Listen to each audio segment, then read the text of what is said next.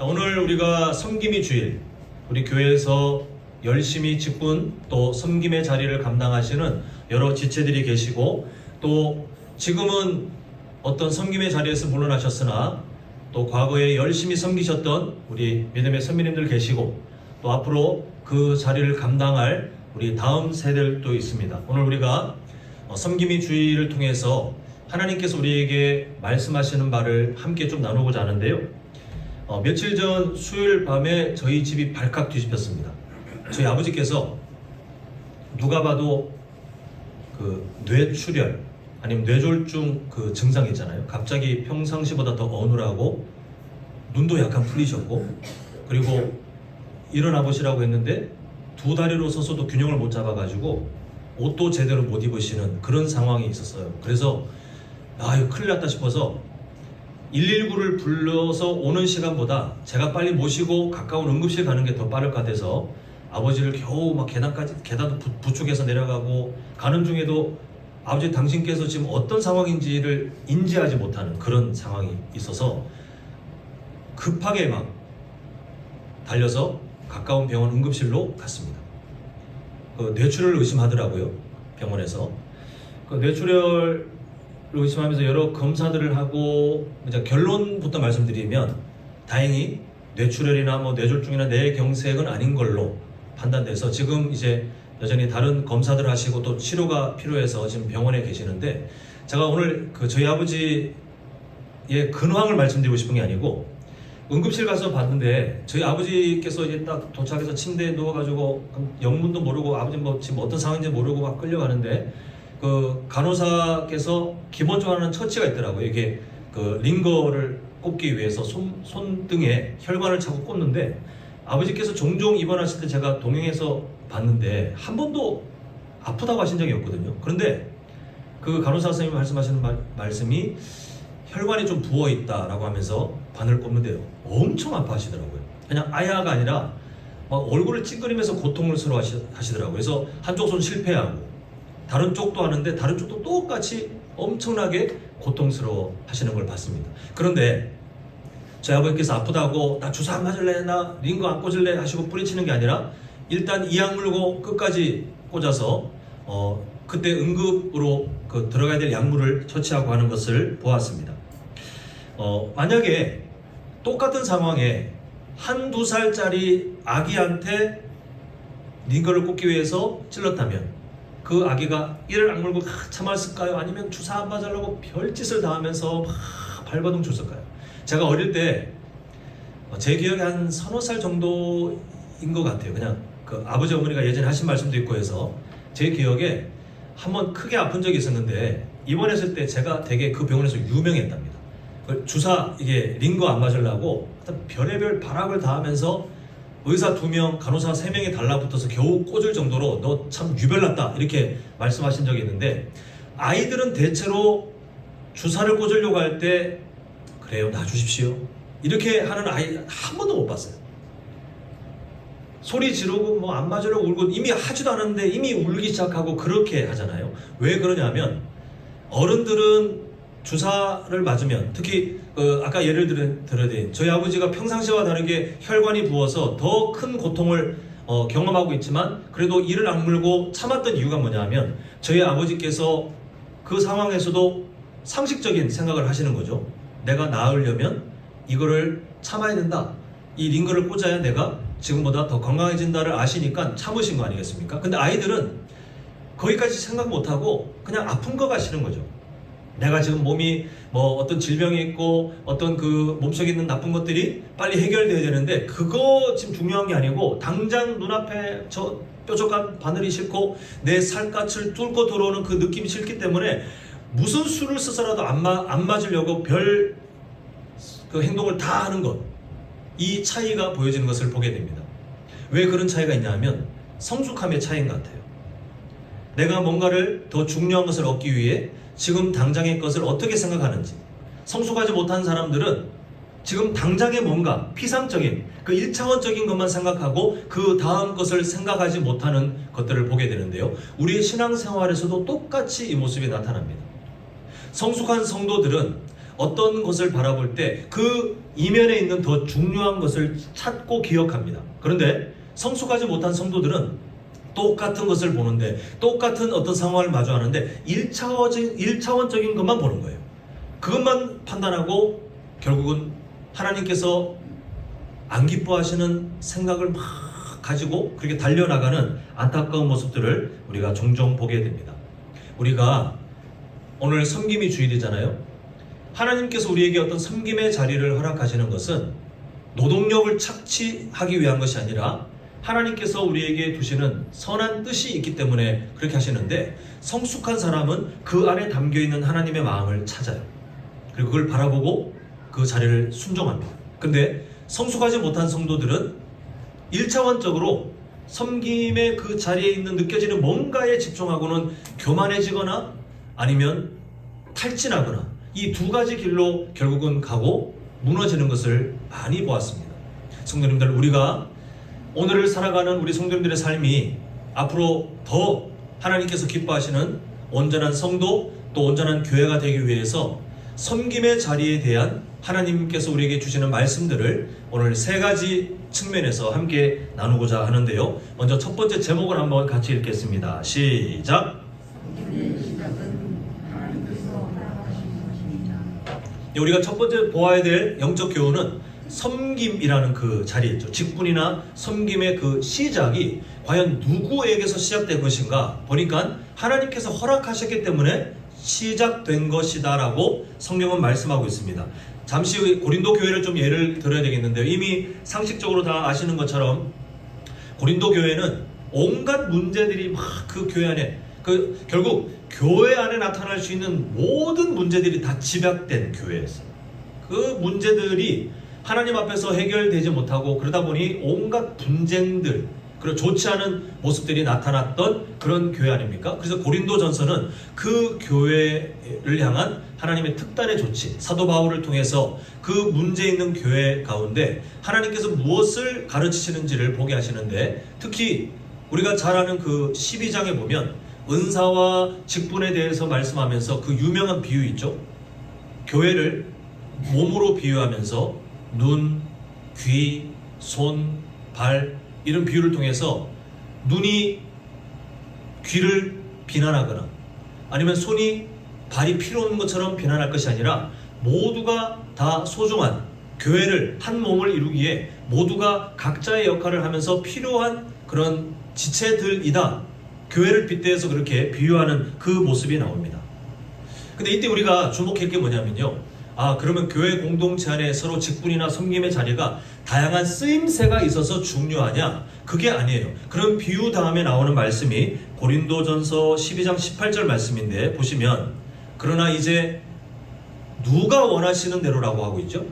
하나님이 원하시는 대로 지체를 각각 몸에 두셨다라고 분명히 말씀하고 있습니다. 그러니까 쓰일 때가 많으니까 쓰기에 유용하기 때문에 소중하고 의미가 있는 것이 아니라 하나님께서 그 마음을 따라 원하시는 대로 직분이나 섬김의 자리를 만드셨기 때문에 그래서 그게 의미가 부여되는 거예요. 이 차이를 혹시 구분하실 수 있겠습니까? 이게 애매하면 우리는 세속적인 가치관으로 직분이나 섬김의 자리를 오해하게 돼요. 우리가 뭔가 필요하기 때문에 그 자리가 있어야 되기 때문에 그래서 소중하다는 세속적인 가치관입니다. 근데 성경적인 가치관은 세상에서 보기에 그거 굳이 없어도 되지 않나? 별로 저 사람 기능이 솜씨가 없고 도움이 없는데 그냥 없애도 되지 않나? 이거는 세상적인 기준이고, 성경에서 말하는 하나님 나라의 바른 기준은요, 하나님께서 원하시는 바에 의해서 그 직분, 그 섬김의 자리를 세우셨기 때문에 그래서 소중한 거예요. 그러니까 우리가 의미를 부여하는데 누구에게서 의미를 갖고 오냐 하면 나나 세상의 뭔가가 아니라 하나님에게서 우리의 직분, 우리 섬김의 자리에 의미를 발견해야 우리가 섬기고 있는, 순종하고 있는 그 자리가 건강하게 유지가 되는 것을 보게 됩니다. 그런데 이 성숙하지 못한 또 성숙한 시각에 대해서 아까 전에 도입해서 말씀드렸잖아요. 이런 섬김의 자리에 대해서 하나님께서 원하시는 대로 그 지체들을 각 직분이나 섬김의 자리를 두셨다는 것을 성숙한 사람들은 압니다. 그런데 성숙하지 못한 사람들은 그렇게 이해를 못하고 오히려 그걸 무시해요. 이때 나타나는 두 가지 양상이 있는데, 첫 번째가 뭐냐면 사람이 정해준 자리라고 오해하는 분들이 계십니다. 우리 교회로 예를 들면 이 직분은, 이 섬김의 자리는 담임 목사님이 지정해 준 거야, 담임 목사님이 시킨 거야, 이렇게 오해하는 거예요. 뭐 어떤 교회들은 그렇지 않을 수도 있겠습니다만, 대다수 장로회에 소속된 교회들은요, 당회가 먼저 함께 의논하며 기도하고 고민하고, 그게 함께 결정되면 성도님들과 함께 그 목회 방향을 따라서 서로 의논하며, 때로는 뭔가 수정될 게 있으면 함께 기도하고 하나님의 지혜를 구하는, 이게 그 장로회 교회의 정치 제도예요. 그래서 누가, 결정권자가 독단적으로 당신 이거 하시오, 당신 내려오시오, 이렇게 마음대로 뭔가를 그 독단적인 시각을 가지고 할 수 없는 구조예요. 그런데 오해를 하는 거예요, 자꾸만. 그래서 결정권자가 나에게 이걸 시켰다, 저 자리에 나를 임명했다, 이렇게 오해를 할 때 있잖아요. 두 가지 또 다른 좋지 않은 모습이 나오는데, 긍정적으로 받으시는 분들은 담임 목사님이 저기에 나를 임명해서라고 과도한 의미를 해석해요. 전혀 그게 아닌데, 그냥 교회 질서를 따라 상황에 따라서 그렇게 정해지는 일들인데, 담임 목사님이 나를 인정한 자리야, 나에게, 그러면서 과도한 기대감과 의미를 해석해요. 반대도 있어요. 만약에 그런 상황에 결정권자에 대해서 부정적인 마음을 갖고 있는 사람은요, 그런 교회 상황이나 또 질서를 따라서 어떤 직분, 섬김의 자리가 그렇게 제시되는데 불쾌하거나 분노하거나 그것을 거부하는 그런 태도를 보이는 것을 보게 됩니다. 다 뭐냐면 사람이 정해주는 자리라고 오해할 때 그런 좋지 않은 모습들이 나눠지는 거예요. 자, 두 번째 또 안 좋은 그 오해가 뭐냐면 내가 결정한 자리라고 오해하는 분들이 계십니다. 직분, 섬김의 자리, 내가 하기로 결정했다는 거예요. 내가 그동안은 바빠서 못했지만 내가 이제는 봉사를 하겠다, 내가 봉사하겠다고 허락한 자리라고 오해하는 것을 보게 돼요. 이거 하나님 앞에서 매우 위험한 교만한 마음 아니겠습니까? 성도님들께서 지금 갖고 계신 직분, 또 섬김의 자리, 여기에 이제 뭐 청년들도 있고 또 학생들도 있지만 앞으로 하나님께서 어떤 그 섬김의 자리를 앞으로 임명하실 때에 다 동시에 가지셔야 될 말씀이 뭐냐면, 아까 전에 보았던 고린도전서 12장 18절 말씀처럼 하나님께서 원하시는 대로 그 자리를 세우신 거예요. 사람이 시킨 것도 아니고 내가 허락한 것도 아니고 하나님이 그 자리를 정하셔서 순종할 수 있도록 우리에게 은혜 주시고 또한 함께 협력할 수 있는 그 자리를 우리에게 주셨기 때문에 우리는 그 자리를 바라볼 때에 하나님께서 하나님이 원하시는 바에 의해서 하나님께서 세우신 자리에 내가 지금 있구나라고 그 출발점이 하나님께 있다는 사실을 절대 잊지 않으셨으면 좋겠습니다. 그래서 성도님께서 지금 감당하고 있는 여러 직분, 여러 섬김의 자리를 과도하게 인간적으로 해석하지도 말아야 되겠고, 과도하게 그것을 축소하지도 마시고 하나님에게서부터 출발된 존귀한 자리라는 사실을 건강하게 성경적인 해석을 바르게 하셨으면 좋겠는데요. 그렇다면 하나님께서는 왜 그렇게 하나님께서 원하시는 바대로 직분과 섬김의 자리에 성도님들을 자꾸 두시려고 하는가? 자, 우리 에베소서 4장 11절 12절을 보겠는데요. 자, 11절을 제가 읽습니다. 그가 어떤 사람은 사도로, 어떤 사람은 선지자로, 어떤 사람은 복음 전하는 자로, 어떤 사람은 목사와 교사로 삼으셨으니. 아까 보았던 그 말씀이죠. 하나님께서 원하시는 대로 각 지체들을 그렇게 임명하시겠다는 겁니다. 그렇게 하셨다는 겁니다. 자, 우리 12절을 성도님들이 내용을 잘 유념하면서 함께 읽겠습니다. 시작! 이는 성도를 온전하게 봉사의 일을 하며 그리스도의 몸을 세우려 하십니다. 하나님께서 성도님들을 어떤 직분, 섬김의 자리에 자꾸만 부르시고 세우시는 그 이유가 뭐냐면 성도님들을 온전하게 만들어서 그 섬김의 자리에 두시는데, 결국 궁극적인 목적지가 되냐면 그리스도의 몸을 뭐 한다고요? 세우려. 그리스도의 몸된 교회를 온전하게 만들어 가기 위해서 그 일들을 하고 계시다는 것입니다. 자, 이 시각으로 볼 때 성도님들이 갖고 계신 지금 섬김의 자리가 얼마나 대단하냐면요, 지금 성도님들께서 한남제일교회의 어떤 직분자로 순종하며 헌신하시는 그 덕분에 우리 교회가 그리스도의 몸을 온전하게 세워가는 중에 있다는 거예요. 그게 없으면 안 된다는 거예요. 또 성도님들께서 한남제일교회의 어떤 섬김의 자리, 직분이 아니지만 그러나 임명된, 때로는 임명되지 않아도 자발적으로 어떤 섬김의 자리를 보이고 있는 그 자리마다 성도님들 덕분에 우리 교회가 그리스도의 몸으로 온전하게 세워져 가는데, 이게 다 누구의 뜻이냐면 담임 목사의 뜻, 아니면 당회의 뜻이 아니라 하나님께서 그렇게 만들어 가시고자 직분과 섬김의 자리를 세우셨고 그 자리에 성도님들을 부르셨다는 것이 바로 성경적인 해석입니다. 결국 무엇을 말씀드리는 것이냐면요, 성도님들께서 교회 절차를 따라 또 순종하고자 결정하신 그 헌신된 마음이 있었기 때문에 그 과정들이 이루어진 것은 맞겠지만, 그러나 더 근본적인 해석, 그 1차원적인, 저 사람이 시킨 거야? 아니면 교회에서 시킨 거야? 원래부터 있었던 자리야? 1차원적인 해석이에요. 이거 내가 하기로 한 거야. 내가 지금 바빴는데, 그동안은 바빴고 내가 뭐 마음이 내키지 않았는데 내가 이제 하기로 내가 허락한 거야. 이건 1차원적인 해석이에요.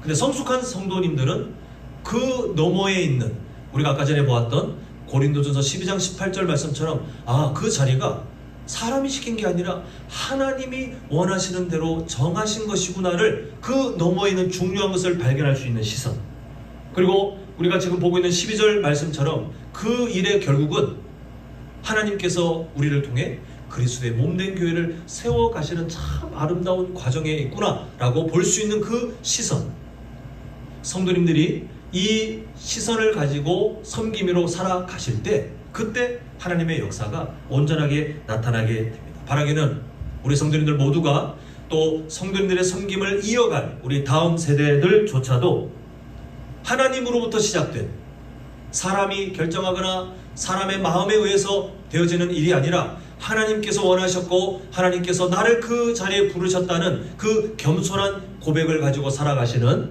우리 모두가 될 수 있기를 간절히 소망합니다. 자, 두 번째 질문 함께 읽겠습니다. 시작. 섬김의 동력은 하나님을 기쁘시게 하는 것입니다.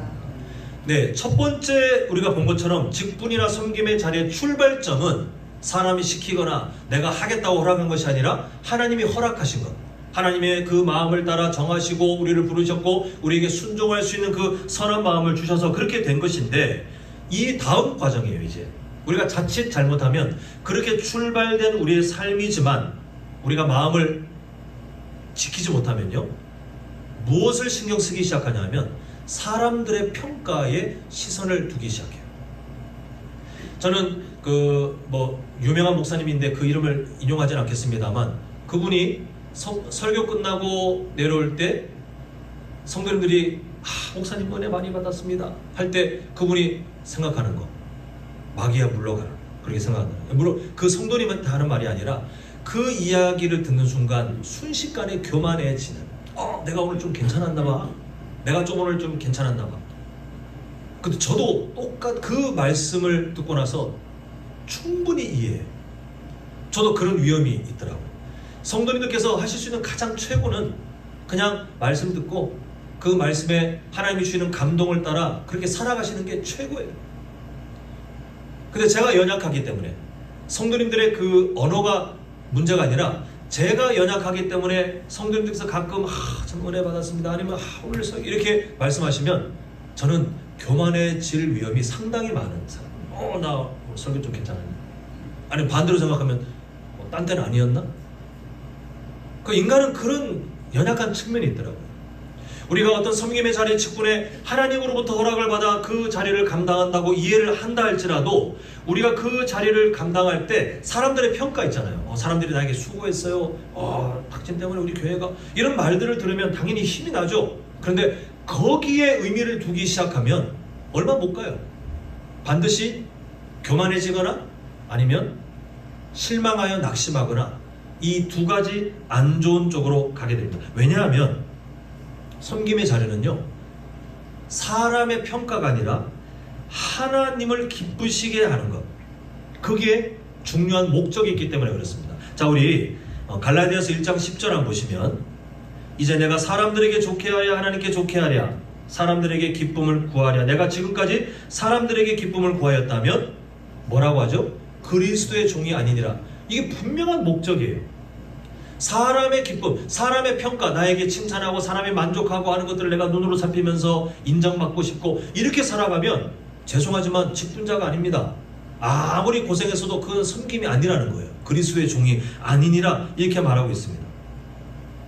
우리는 절대로 사람에게 좋게 하랴 하나님께 좋게 하랴라는 질문 중에 망설임 없이 누구의 기분만 살피면 돼요? 하나님 기분만 살피면 되는 거예요. 그게 우리의 섬김의 최우선 목적.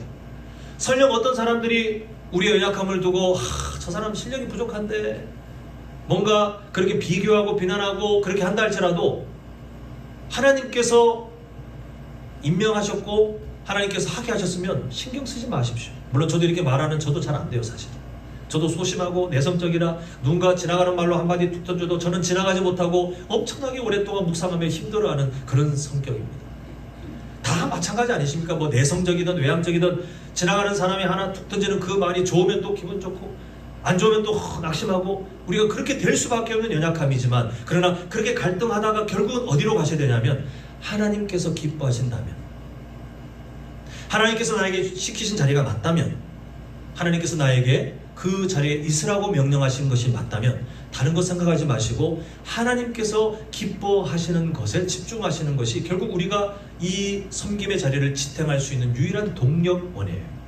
자, 우리 함께 히브리서 6장 10절 한번 같이 읽어보겠습니다. 시작. 하나님은 부여하지 아니하사 너희 행위와 그의 이름을 위하여 나타낸 사람으로 이미 서로를 섬기고 이제도 섬기고 있는 것을 어떻게 하신다고요?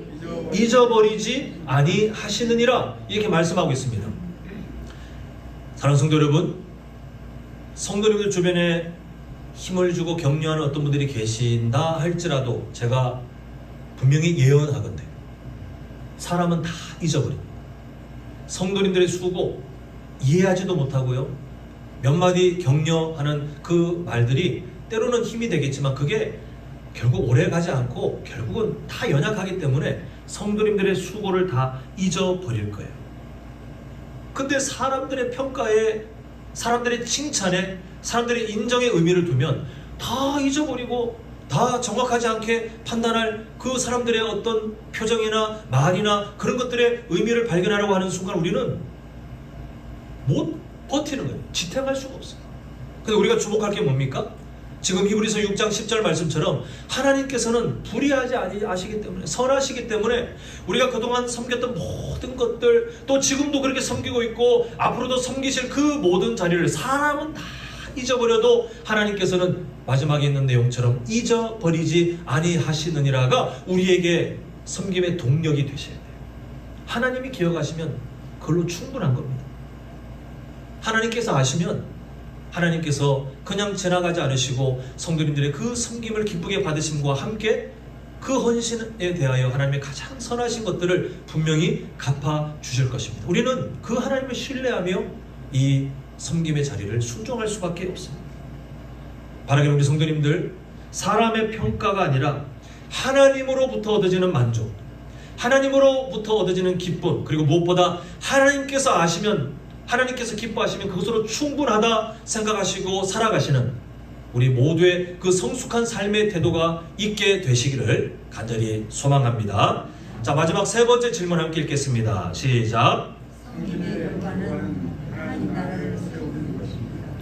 네, 어떨 때는요, 직분자나 그 섬기시는 섬김의 분들이 본인들이 맡고 있는, 아니면 하고 계시는 그 일들을 그냥 교회에 봉사하는, 아니면 어떤 교회를 유지 관리하기 위한 기술, 또 사람들과의 적당한 그 사회관계 속에 내가 안 하자니 좀 그렇고, 그래서 마지못해 하는 어떤 사회생활, 이렇게 매우 축소하여 보실 때가 있습니다. 다 그러신 게 아니라 그렇게 생각하시는 분들이 계시더라고요. 그렇게 생각하면요, 우리가 섬기는 그 섬김의 열매가 온전하게 열리지 못합니다. 그 성경 본문이 길기 때문에 찾지 않겠지만 출애굽기의 성막 건축을 하나님께서 명령하실 때 하나님께서 하시는 그 일들의 방식을 보면요, 어떤 사람은 재료를 헌물했어요. 어떤 사람은 본인이 갖고 있는 그 기술, 그 재능을 헌물했어요. 또 어떤 사람은 성막의 겉에 보이는 어떤 화려한 그 결과물을 만들어냈어요. 또 어떤 사람은 전혀 보이지 않는 안에 뼈대나 안에 있는 어떤 것들을 만들어냈습니다. 근데 다양한 사람들이 보기에는 야, 저 사람 좀 치셨네.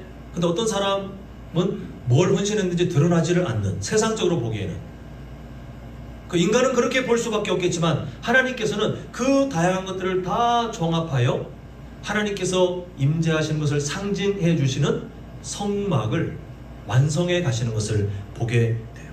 이게 하나님께서 교회를 온전하게 세워 가시는 방식과 동일합니다. 하나님께서는요, 섬김의 자리를 이끌어갈 때 어떤 사람은 겉으로 드러나는 어떤 은사, 겉으로 드러나는 어떤 직분들, 근데 어떤 사람들은 전혀 보이지 않는, 아무도 알아챌 수 없을 정도로 그렇게 일상적인 그런 은사들, 사역들을 가지고 살아갈 때 사람들은 야, 저 사람 대단해.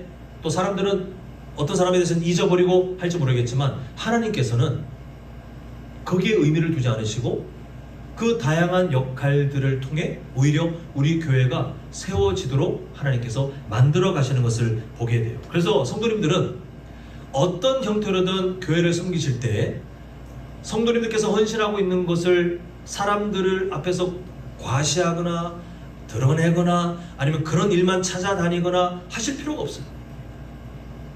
하나님께서 맡기시는 자리에 설령 지나가다가 우리 교회 본당에 복도에 뭐가 떨어져 있어요. 이미 그렇게 하신 분이 계시네요. 아까 이쪽 복도에 컵이 하나 떨어진 걸 제가 설교 중에 봤는데 이미 없어졌네요. 누가 벌써 하셨네요. 그럼 제가 지금 모르잖아요, 누가 하셨는지. 그런데 하나님은 아신다는 거예요.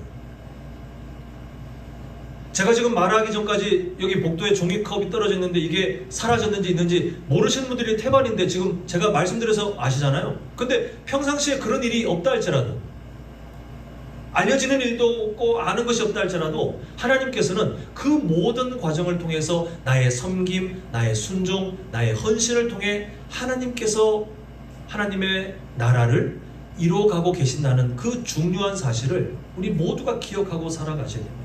무엇에 의미를 둘지, 사람들에게 내가 드러나고 내가 인정받는 그게 아니라, 아, 내가 지금 하고 있는 이 직분, 내가 지금 섬기고 있는 섬김의 자리를 통해 하나님의 나라가 지금 만들어 가고 있구나. 하나님께서 나를 통해, 내가 부족하지만 나는 이렇게 기술이 없고 연약하고 내 성격도 참 연약한데 어떻게 하나님은 나를 이 자리에 세우셔서, 아, 말씀을 통해 보니 하나님께서 나를 통해 하나님의 나라를 완성해 가고 계시구나. 여기에 성도님들의 마음이 가 계셔야 돼요. 우리가 이걸 놓치는 순간 우리는 낙심하거나 교만해지거든요. 근데 이걸 아는 순간 우리의 섬김에, 또 우리의 순종의, 헌신의 그 방향이 어디를 향해 가야 될지를 분명히 이해하고 우리는 절대로 좌로나 우로나 치우치지 않는 건강한 성도의 삶을 살아갈 수 있게 됩니다. 결국 섬김의 자리의 목적지가 뭐냐면 나의 만족이 아니에요. 내가 원하는 어느 정도를 이루기 위해서, 아니면 내가 하면서 사람들에게 인정받고 우리 교회에서 어떤 역할에 대해서 존중받는 그런 만족을 얻기 위해서, 아니면 내가 사람들이 몰라도 내 개인적으로 어떤 성취감을 얻기 위해서 우리가 섬김의 자리에 있는 것이 절대 아닙니다. 성도님들께서 감당하고 있는 그 직분, 그 섬김의 자리는 딱 하나예요. 하나님의 나라를 이루어가는 그 목적에 하나님이 지금 사용하고 계시는 거예요. 다른 결과, 다른 열매를 상상하지 않으셨으면 좋겠습니다. 하나님의 나라를 이루어가시는 하나님의 그 선하신 계획을 온전하게 생각하셨으면 좋겠어요. 잊지 않으셨으면 좋겠어요. 바라기는 우리 성도님들께서 하나님께서 이루어가시는 그 소망, 하나님께서 우리를 사용하셔서 만들어가시는 하나님의 나라를 함께 꿈꾸며 맡겨진 직분, 맡겨진 섬김의 자리에 우리가 최선을 다할 수 있는 우리 모두가 될 수 있기를 간절히 소망합니다. 이제 말씀을 맺겠습니다. 오늘 본문이었던 우리 고린도전서 15장 58절을 다시 한번 함께 읽겠습니다. 시작. 그러므로 내 사랑하는 형제들아, 견실하며 흔들리지 말고 항상 주의 일에 더욱 힘쓰는 자들이 되라. 이는 너희 수고가 주 안에서 헛되지 않은 줄 알미라. 이렇게 말씀하고 있습니다. 우리 한남제일교회를 섬기시는 직분자 여러분, 또 여러 자리에 선신하시는 우리 섬김이 여러분, 58절 끝에 있는 것처럼 성도님들의 수고는 주 안에서 헛되지 않음을 마음속에 꼭 새기셨으면 좋겠어요. 이게 오늘 헌신하시는 우리 성도님들을 향한 하나님의 위로예요. 성도님들의 수고는 주 안에서 절대로 헛되지 않습니다. 하나님께서 다 받으시고 우리가 아까 전에 보았던 히브리서 6장 10절 말씀처럼 절대로 잊어버리지 않으시는 하나님의 그 마음을 이해하셨으면 좋겠어요. 그런데 우리가 이 귀한 사명을 하나님 앞에서 헛되지 않은, 우리가 뭐 잘나서가 아니라 최선을 다해 때로는 부족함에도 하나님께서 우리를 세우셨고 그 자리에 있게 하셨고 지금까지 그 사명을 맡기시면서 우리의 수고를 헛되지 않게 받으시는 그 하나님 앞에 우리가 해야 될 것이 뭐냐면 바로 그 앞에 있는 거죠. 견실하며 흔들리지 말고 항상 주의 일에 더욱 힘쓰는 자들이 될 것. 이게 우리가 할 수 있는 최선의 상황인데, 이것을 하기 위해서 우리는 1차원적인 시각이 아니라 더 성숙한 성도의 삶을 가지고 그 너머에 있는, 섬김의 자리에 그 너머에 있는, 모든 상황 그 너머에 있는 하나님의 마음을 우리가 기억하는 것이 중요하겠습니다. 오늘 우리가 함께 세 가지를 살펴보았습니다. 자, 섬김의 시작이 어디에서부터 시작되었다고요? 네, 하나님의 허락에서부터 시작되었다. 내가 결정했다. 아니면 누군가가 시켜준 것이다가 아니라 하나님이 허락하셔서 내가 지금 이 자리에 있구나. 하나님의 주권을 인정하며 사실 때 우리는 견실하며 흔들리지 않고 힘쓰는 사람이 될 수 있습니다. 자, 두 번째, 우리의 섬김의 동력이 뭐라 그랬죠? 누구의 기쁨만 추구하면 됩니까? 예, 사람의 칭찬 바라지 마십시오. 하나님의 기쁨, 하나님이 만족하시면 그걸로 충분한 거예요. 하나님이 기억하신다고 하셨습니다. 자, 마지막으로 우리의 섬김의 결과가 뭐죠? 내가 드러나는 것이 아니라 하나님의 나라가 지어져 가는 거예요. 하나님께서 나를 통하여 하나님의 나라를 지어가고 있음을 우리가 꼭 기억하셔서 우리 성도님들, 이 복된 삶을 하나님께 허락받으셨으니 기쁨으로 순종하시고, 때로는 연약해질 때에 하나님의 은혜를 구하시고, 그래서 하나님께서 그만하라 하실 때까지는 하나님의 마음을 따라 최선을 다해 열심을 다하시는, 그리고 성도님들께서 그렇게 살아가실 때 우리 다음 세대들이 성도님들의 그 삶을 따라 배우며 이 믿음의 유산이 계속해서 대대로 흘러가는 우리 교회가 될 수 있기를 간절히 소망합니다.